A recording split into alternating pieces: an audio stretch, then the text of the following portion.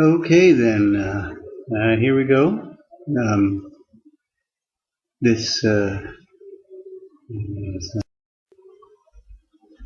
Okay, then here we go.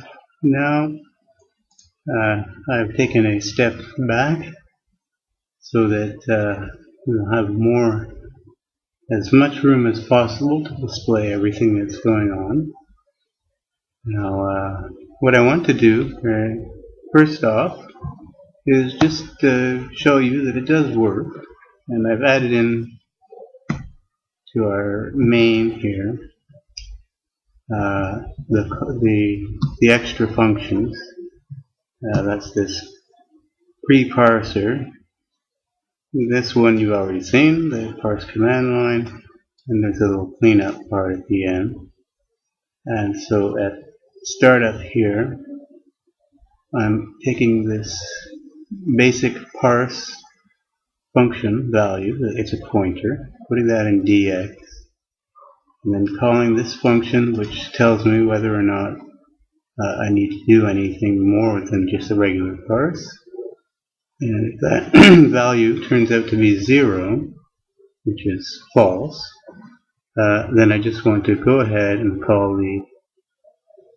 the basic parse, which is in dx. And otherwise, it's going to change the value of dx to advanced parse and call that function instead. I thought that was the easiest way to get through the various cases. As well, I'm pushing these values on the stack, the argv pointers, and then the argc last, so reverse order, and calling the main, cmain. So now there's a stack frame, which means that this has to be a jump. And now inside here there's no more reference to those internal pointers. It's just taking the values from the stack. This is a first argument, argc, just like in a regular C program, and the second value is at BP plus 6, which I load into SI, which calls a function that prints the arguments out. Now, I have these functions in here to look at later, and I just want to show you, first off, that this, as it stands, appears to work. I'll build it.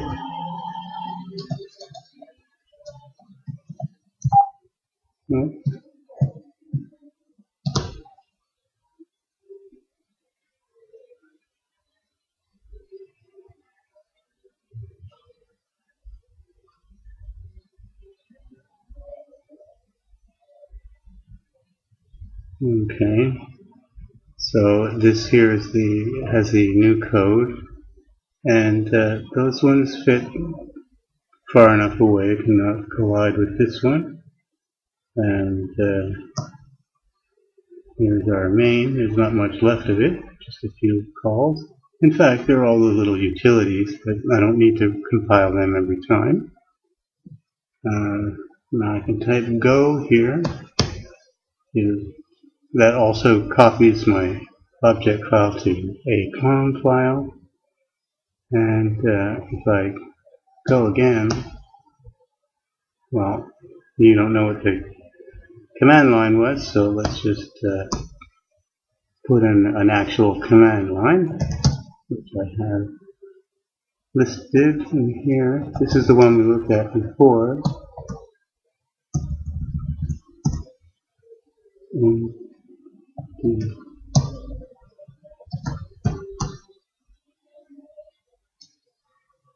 So this is that strange command line with a quote in a weird spot.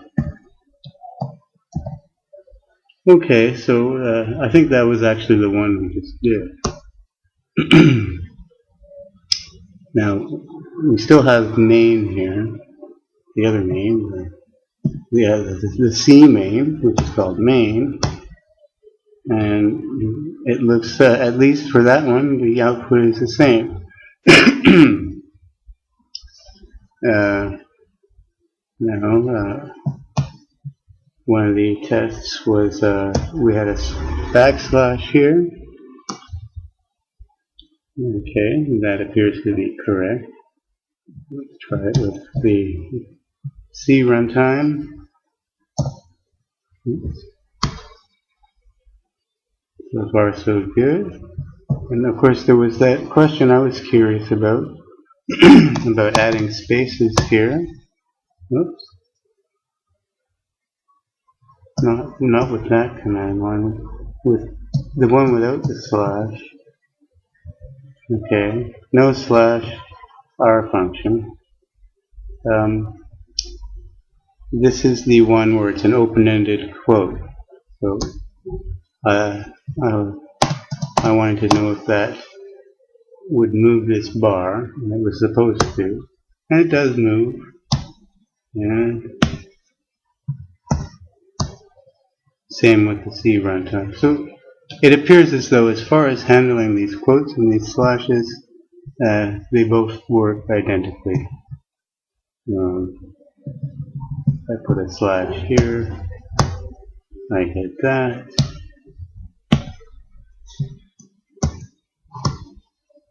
They're both giving the same result, and that's good.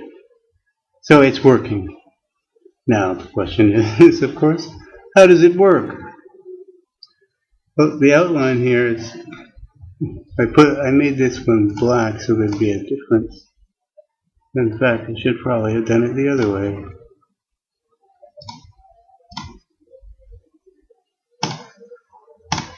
Okay, because I'll do the debugging on this side, and we'll look at the code on this side. So this makes it easier to tell which side we're on. Now, basically the idea is quite simple. You know, and I had this idea right from the start, which is if you could figure out the quote, when the quotes start and stop, then all we got to do to make our regular parser do the right thing is replace these spaces with some kind of value that's not a space, and preferably a value that we can be sure could not possibly be anywhere within the command line. Now, I don't know if this is documented anywhere, but I can't think of any possible way that you could get a carriage return character in the command line, because you press enter, right? Sorry, a line feed character. If you press enter anyway, at worst it would be carriage return then line feed, but by then you would have hit the carriage return. If it's feeding from a file, files are always in carriage return line feed, sorry, 0D 0A form, and so I don't think that there's any possibility of there being an A anywhere in a regular command line passed in. So that was the character I chose for that replacement. And so the idea then is to just try to first get rid of these slash quote things, and then get rid of these quotations, and in the appropriate regions fill in with some value that's going to be looked over by the regular tokenizer. So here's the idea. Now, well, first let me just show you that first function. Oops. Now I don't know which box I'm in. there was a call initially to check whether or not the parse is required, and that's in a weird place. But all it does here is it on this side sets the terminating character to a quote, reads off the size of the command line, and so that makes it safe to do a string len for quote, and then all it does is basically subtract the string len value from C high, which has been recorded as the value taken from the PSP's length of command line value. So there's nothing much to that. Call string len, and now I've saved the result of string len. Well, the reason I'm saving that off is because AX is about to be wiped out by this resetting the terminating character back to null. I should really put this should be AX really. Oh no, it doesn't matter. Sorry, it doesn't matter. I think. Yeah, I think it's. Anyway, I should probably change this to AX because there's a hidden feature in here that it'll just do a get without setting if A high is not 0. And I don't know how to know if A high is 0. Actually, I can be sure that A high is 0 because I just called string len on something which is definitely less than 80 bytes long.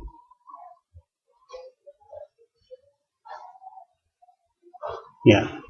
Okay, so that's fine. Sorry, less than 100, I should say. It's also less than 80, but in particular, less than 100. And then basically I'm taking the difference of the distance to a quotation character versus the length of the command line, and if that comes out 0, then automatically we're returning a 0, and that means the answer is false. So going back to here, this comes back with a false. We don't want to do any advanced parsing, so we want to retain this dx value as basic parse. So we hop over this assignment. The assignment is always 3 bytes long for literal. Call a function and we're done. Otherwise, it's going to go through this pre-parse, parse, post-parse. Let's have a look at these functions on this side, and then we'll step through. Like I said, basically what we want to do is alter the command line that this parser, this tokenizer, is meant to parse. And originally, I thought I was just going to pass that in as a kind of argument.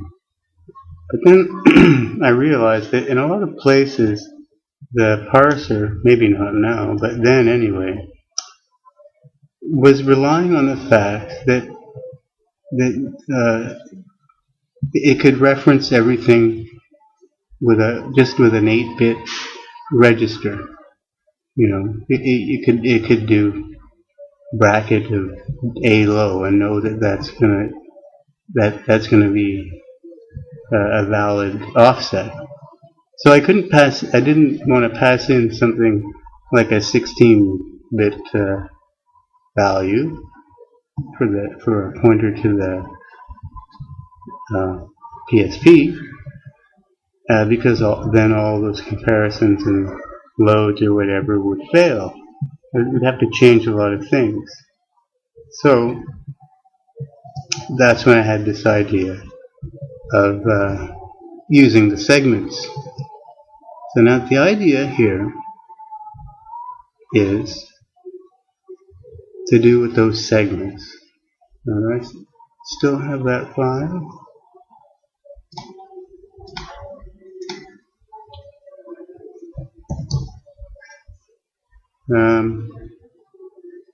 Well, there's this one to look at. Now, these segments, as I explained before, are all aligned on 10 hex byte boundaries and 64K long at most. Okay, so for a COM program,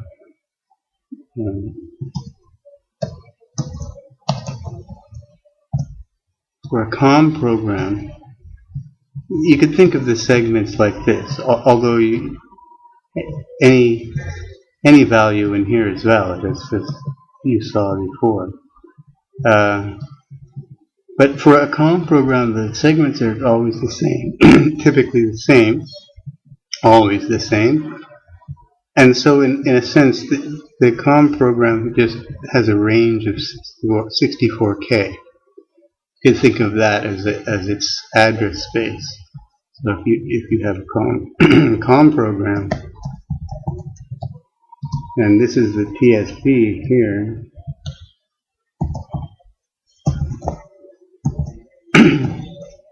now you understand maybe why this is called the program segment prefix, because a COM program has a single segment, and prefix just means the header, so it's the header for the COM program's segment. So this here is exactly one segment long.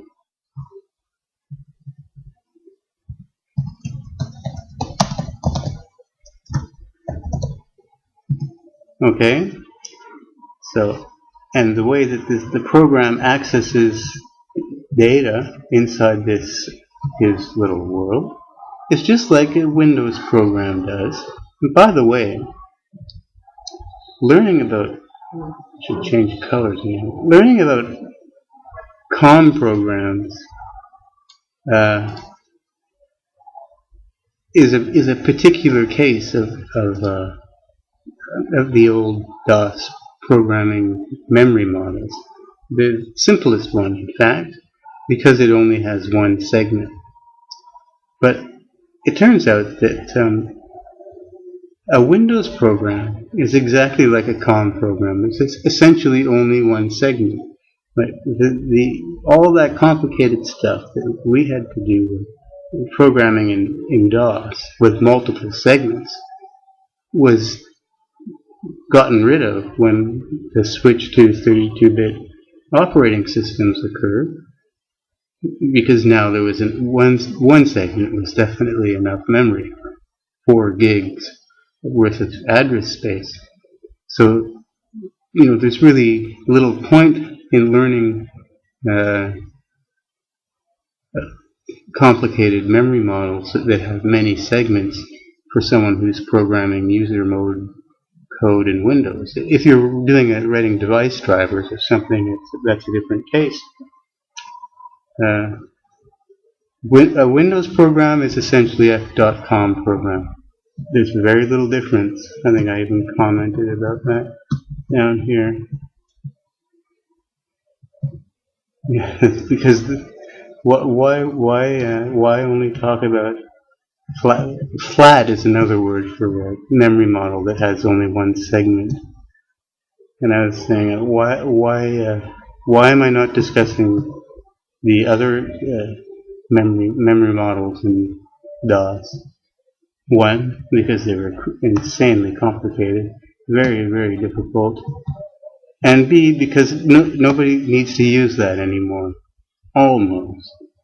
There are still segments, but it's at the OS level or device driver level where people have to worry about managing the segments. They have a totally different meaning now than they did in those days. But back to the past. Here's our program. Here's his one little segment. Now what I want to do is fool this guy, the parser, wherever the parser is, somewhere in here, the tokenizer.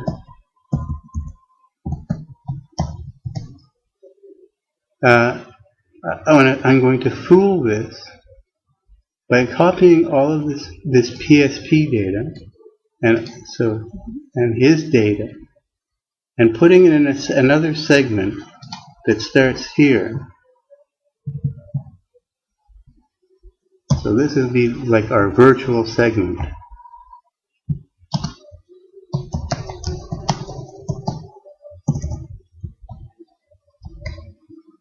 Oops, segment. And this also is 64K, though we're not going to use very much of it. And in the virtual segment, maybe I made this a bit too big.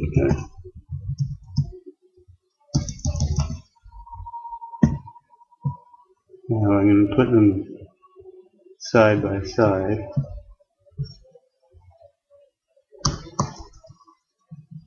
They're not even the same size. Okay, so the way to do that is basically add 1,000 to all of the segment registers. So if I add 1,000,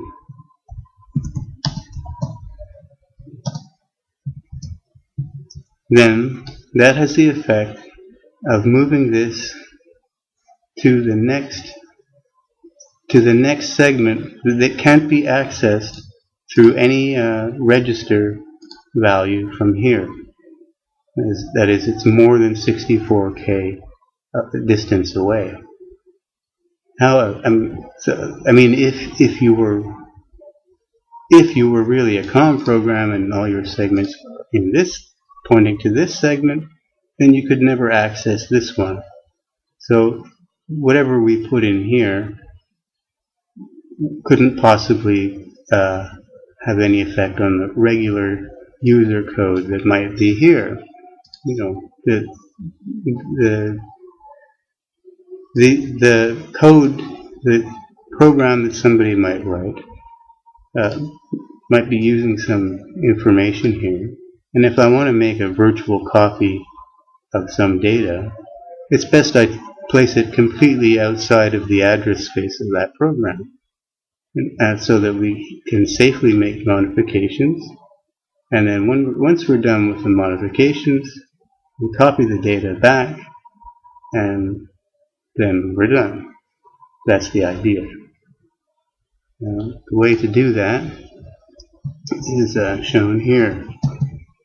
First, what I'm doing is pushing the code segment onto the stack and retrieving the value by popping it back into AX. So that's how you move. You can't move directly a segment into a register value. You have to push and pop. That's just a fact of the machine. And then I'm adding 1,000 to that segment value, which means go to the next segment. I push it and I pop it into this ES. Now the reason for that is it has to do with these move instructions. Each of these instructions, like either move or store or whatever, have default segments. Move SB is a default from DSSI to ESDI.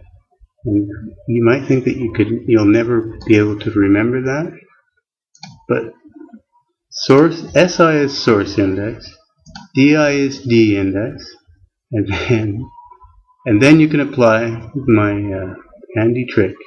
No double D's. You won't have two D's, so there's only one combination that does not contain two D's, and that's this one.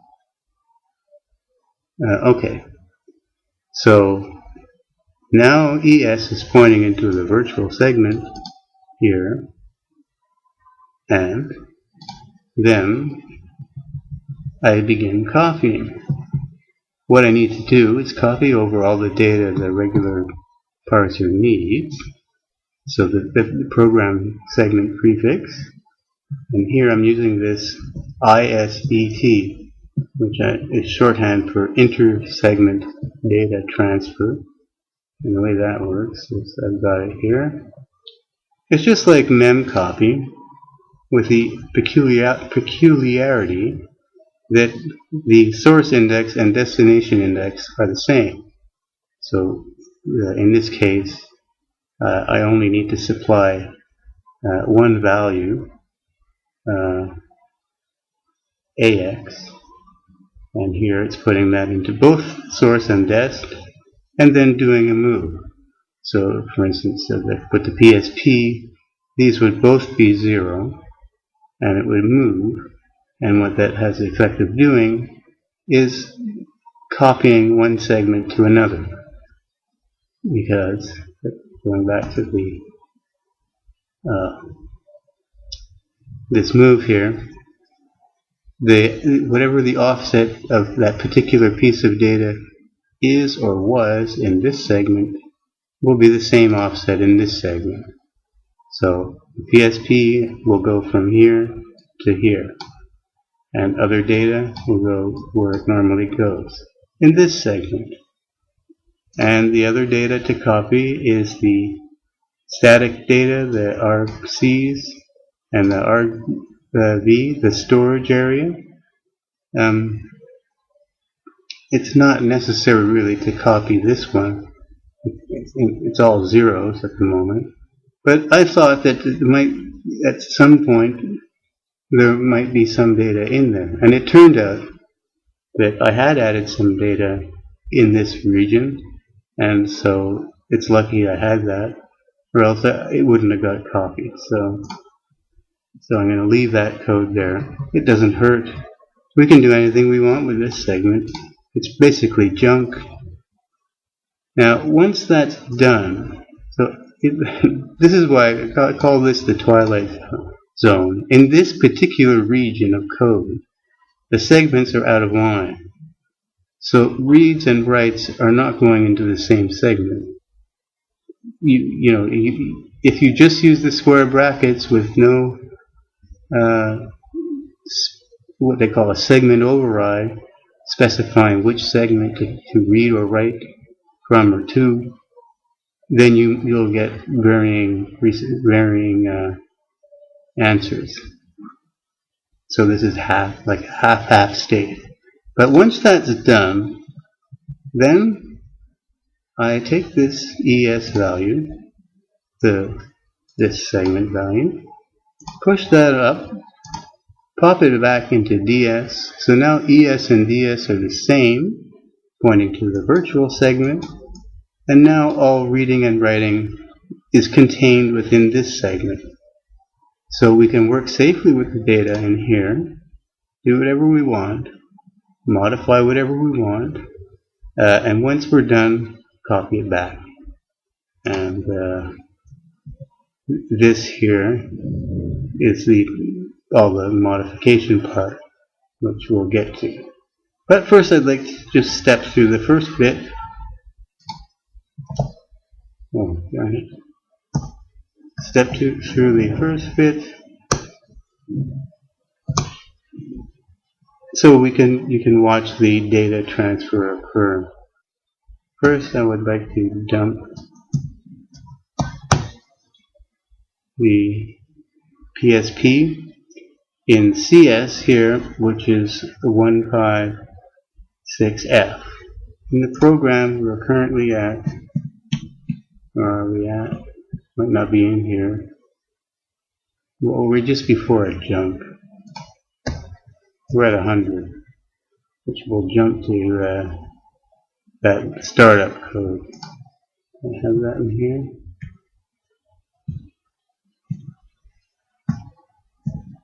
Probably not.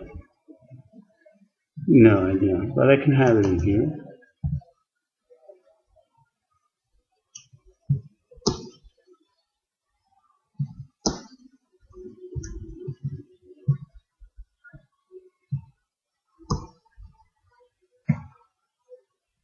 After I jump here, we're now on this line, a move into DX something.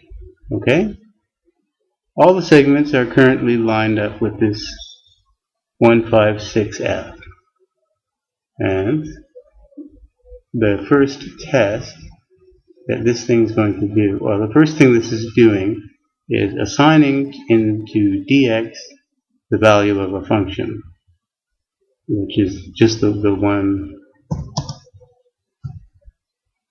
Oops, sorry. Unassemble E20. Okay, that's just the call to the regular parse and return. So as a default, that's being set. Now this is on this line, checking to see if there's a pre-parse required. So it's going to look for a quotation on the command line, which I think is the only reason, anyway, the only reason so far that I've found why you might have to do something. Okay, so I'll just step into it and align that the actual code. Pre-parse required here. So here's where we are. So it's going to move. It's going to try and figure out the length of the command line, which it says 36. Checking if that's 0. If it's not 0, go to 908, which will be this push. So it's just checking to see if there's command line's empty, null statement, or the null case. Okay, now push CX. So we're saving off CX because we're going to end up modifying it. And now zeroing out the top part. You know, it's funny because that's, in fact, I want to get rid of this 6,000, but anyway. This is what I would like it to be initially. Move into C-low, A-low. Okay, so now we have the command line length that we read from the PSP header in our count register. Putting it into AX22, which is a double quote character, and then it's going to call that our magic string nlen function. First push and proceed through this. We have enough of that one. Okay, and and that's no, sorry. It's setting the terminator first. And okay, so the string nlen hasn't happened yet. We're now just clean up the stack, and now it's going to save off in C high what we just got. Alright, I passed that already. Yeah.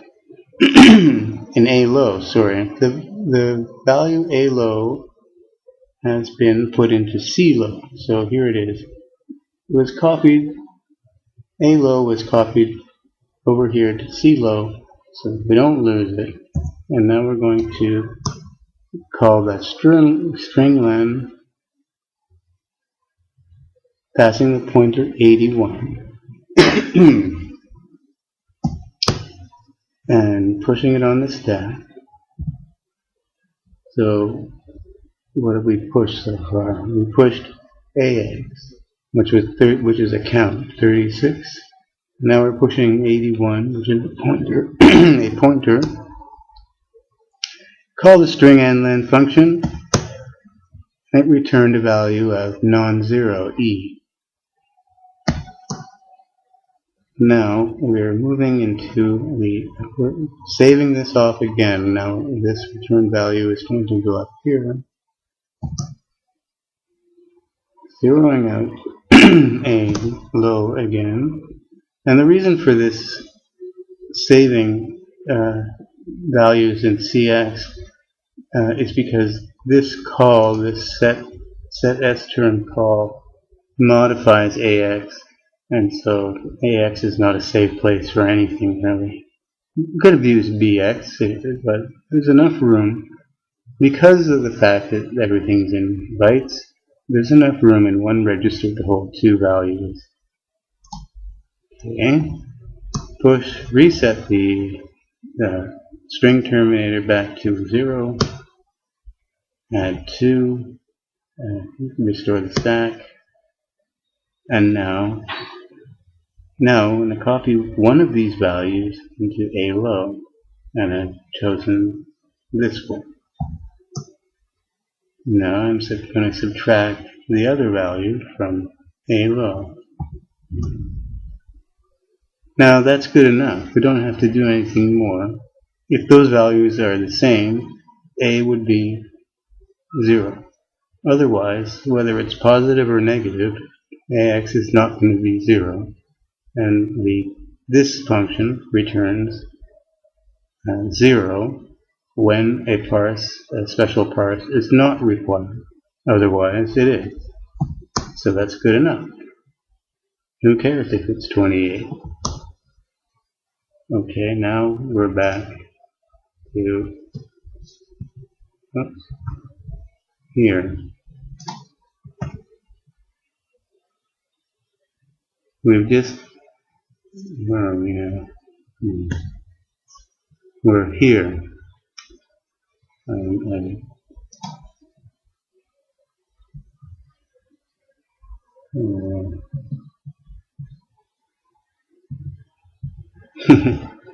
I was trying to unassemble and I was typing in the wrong box. We've called this function now, and now this OR is this OR to check to see if this value returns 0 or not 0. This is 74 is a test of the 0 flag, and a 0 flag true is a condition that this one jumps on. This is jump 0 to whatever current position plus 3. So, and you'll see that in a second. When I trace, it says jump if 0 to EOD. EOD is just going directly to the call. And the reason it's plus 3 is because the next instruction is 3 bytes long.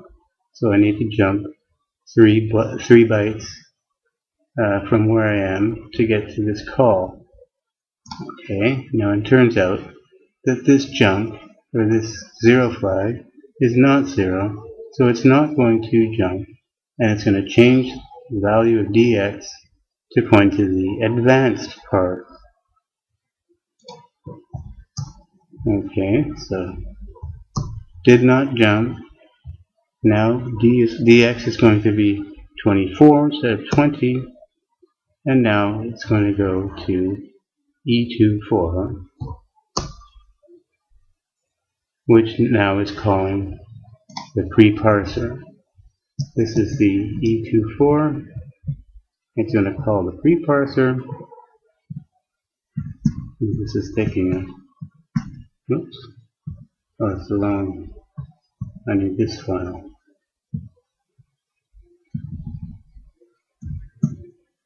Let's go over to comments.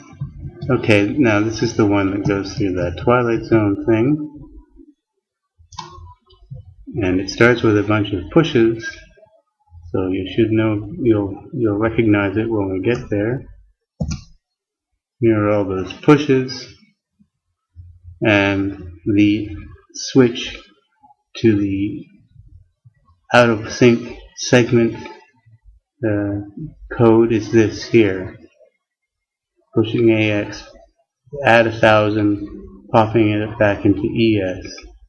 So we are now on this line. Those are easy to trace through.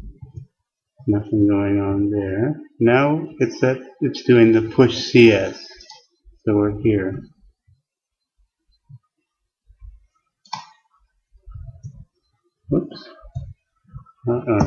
T. Okay, pop AX. So AX now has the value of the code segment. Now I add 1,000 to that. First, again, let me remind you that this is a 0. Pushing AX, pop ES. Now ES is the new segment 1,000 away, 10,000 away, inaccessible through these X registers if we were using this as a segment. Now let me just dump ES 0 to show you. Oh God. You know, it keeps these things.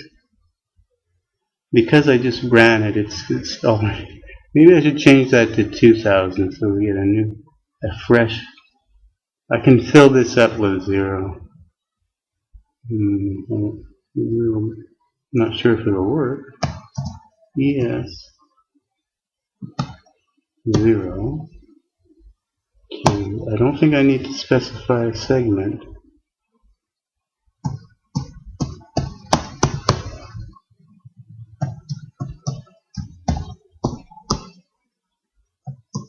Alright. Okay, so that segment has now been completely wiped out with 0. Okay. Now we'll know for sure that if there's anything in here, it's our fault.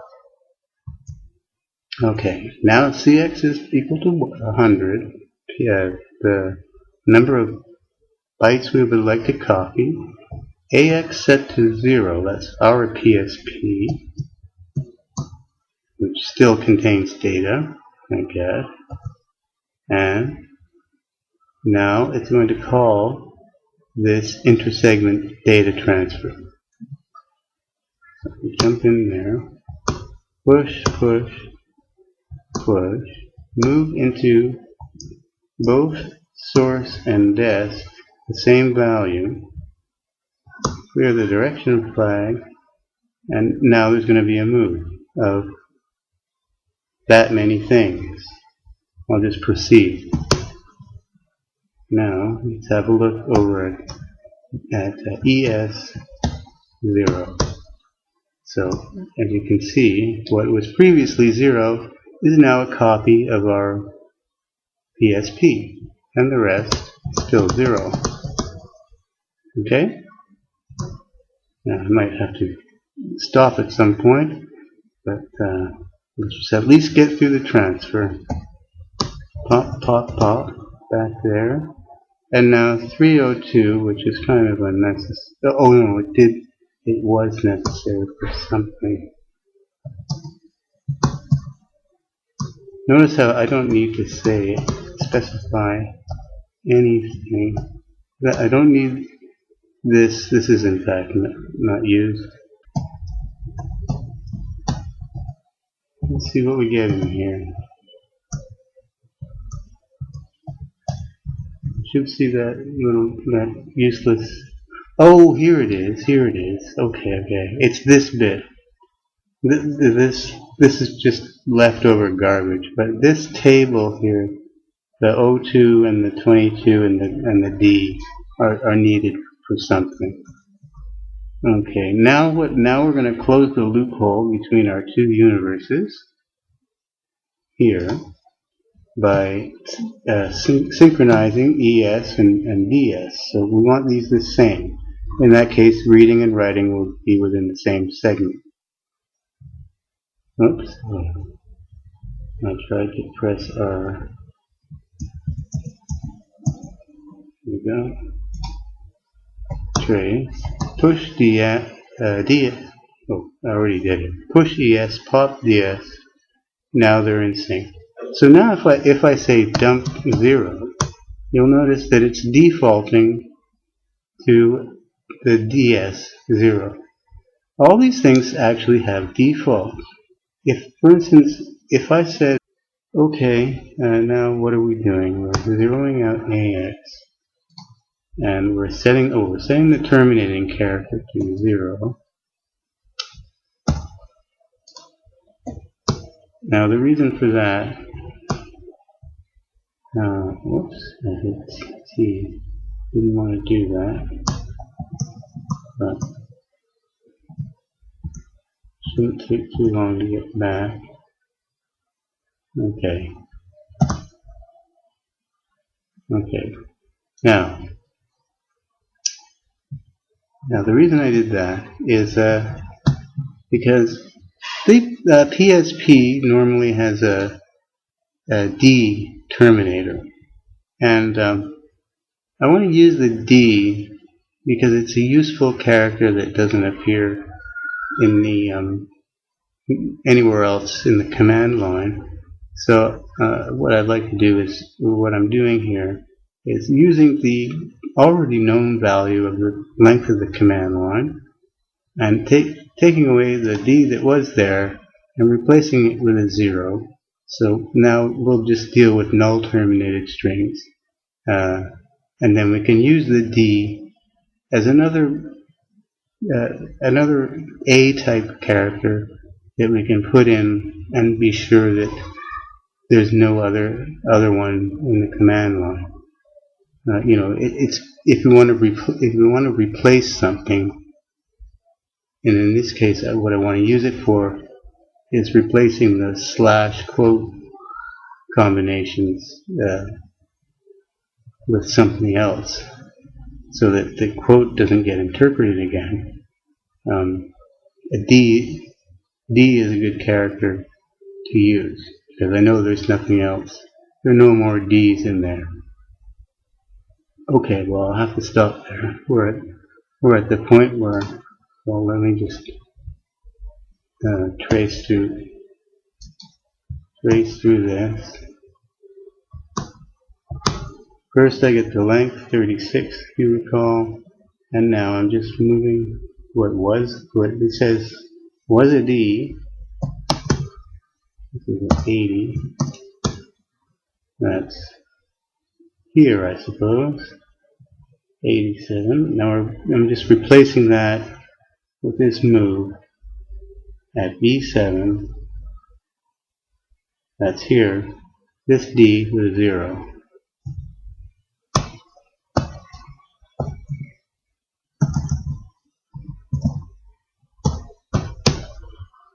So now it's a 0. But see how now it's okay. We can modify the PSP and do whatever we like with it. Back in Homeland. Whoops, I want 80 really. It's still a D, right? We're not modifying our actual PSP, and we'll never touch it during this whole process. This data is safe. CS is the code segment. This is what I wanted to dump, and if I dump R80, you see they're different. Already they're different, and I can do anything I want with this because we're in our own environment, and what we pass off to the tokenizer thing is just a copy of the PSP, which it will work on, do its thing, and by the time it returns, this will remain exactly as it was in the beginning, which is what I want. And I don't have to change any of the logic to do with offsets and pointers. As far as the that function is concerned, everything is exactly as normal. Okay, well, we're part way through the step, and I'll stop here and resume next time. Alright, see you.